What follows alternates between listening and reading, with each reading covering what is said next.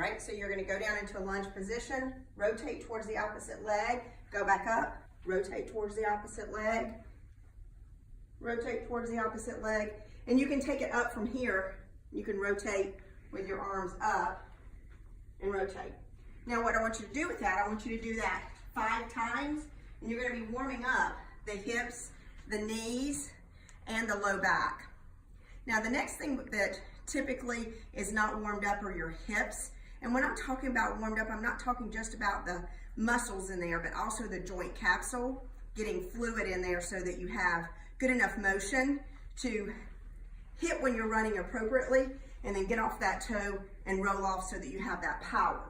So to do that, you wanna get into position to where you're holding on to something. So I want a good dynamic stretch in here.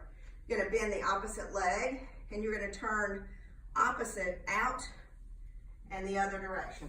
So I want you to do about 5 of those just to get that hip turning in from internal to external rotation.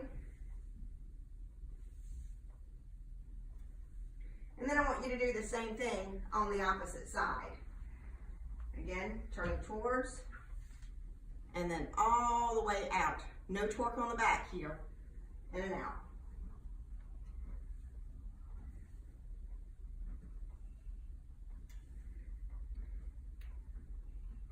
Now the last thing you're gonna do, because I want you to do 3 things before you run, is you're gonna warm up your ankles and your forefoot.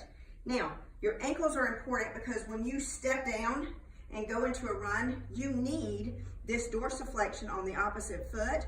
Dorsiflexion is going back this way to be at least 10 to 15 degrees. If you don't have that, then you're not gonna be able to get the power and the toe off to carry you through the proper cadence in that run. So what I want you to do here is just put your feet together, just spread them apart just enough that where they're right under your shoulders, and I want you to lift up those big toes, and then opposite lift up the other toes on the other side.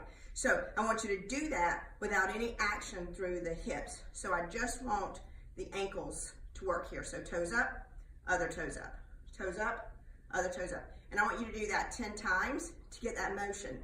Now, don't be discouraged if you go to do it with one foot and you're not able, one toe doesn't come up or the other doesn't. It's not uncommon for that to be totally shut off because runners tend to have injuries and they run through them, so it turns that system off. So again, 10 of these, and you can go through it really fast. And I want you to do that every time before you run. Now, those are the 3 mobility exercises that you can do. I've got 2 more videos coming to you that are going to talk about strength and then other parts of mobility that you need to use and incorporate into your running for an injury-free season. So wait for those emails to come to your mailbox in the next few days, and if you ever have any questions, then please reach out to me personally or call the office with any questions. Thanks so much for viewing this video, and I look forward to seeing you in the next 2 videos.